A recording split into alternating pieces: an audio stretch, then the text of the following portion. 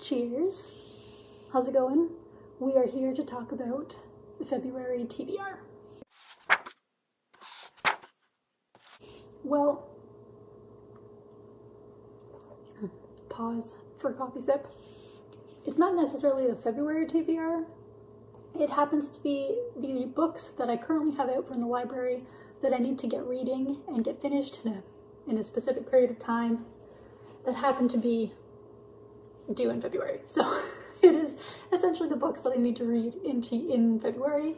I don't have a game or anything that goes with it, although those do look like a lot of fun. They're just the books that are out. I have 10, so let's get into the next 10 books that I hope to get to. First, we have Did You Hear About Kitty Carr by Crystal Smith Hall. This is a historical fiction, and it follows these three sisters who are given an inheritance from a very wealthy actress who has died, I believe. They are three young, wealthy Black women, and for some reason this other person has left them her estate, is what it sounds like. It was up for the Goodreads historical fiction, I think, maybe. It was up for one of the Goodreads awards and it sounded interesting. I've been on hold for a while and it finally came in. Another historical fiction that I've heard a lot of people talk about, most people positively. There have been a couple outliers, but that is In Memoriam by Alice Wynne, which is a historical fiction set around World War I and about two boys who fall in love. And I guess their story, I don't know if they're friends before the war, I'm not really sure, but it is a pretty big historical fiction. I love historical fiction, so that I'm excited to get to. These two have people waiting, so I have a very finite amount of time with those books. We have The Mythmakers by Kezia Weir. I don't know where I heard about this book, but it sounded very intriguing. And I think that there's a book within a book in this one, something about like a girl discovers a story and it's essentially her life has been written. Yeah, a young journalist discovers a short story that's inexplicably about her life, leading to an entanglement with the author's widow, daughter, and former best friend. So that seemed intriguing enough. Brother and Sister Enter the Forest by Richard Mirabella. I think this is a sibling dynamic book. I'm not really sure if there's anything else that goes into it, but it seems to follow, opening like a fairy tale and ending like a nightmare. So that seems very intriguing. We have Cory Doctorow. Okay, The Lost Cause by Cory Doctorow. Interesting. For a second I thought that was the title, but that didn't make sense. Okay. The Lost Cause by Cory Doctorow.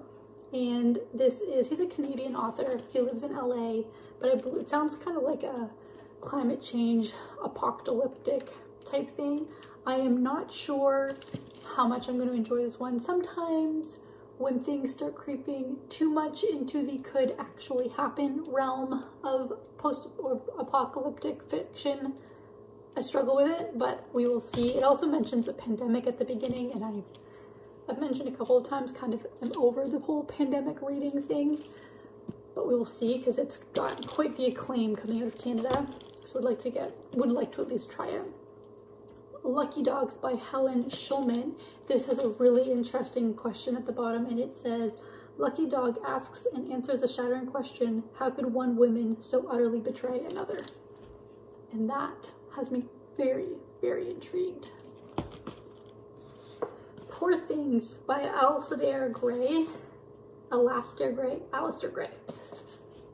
This, which is the weirdest cover. I don't know, like I didn't notice at first, but she's up there, and then look, arms. Is that not wildly creepy? I think it's supposed to be because the thing on the front says a booby-trapped version of Frankenstein.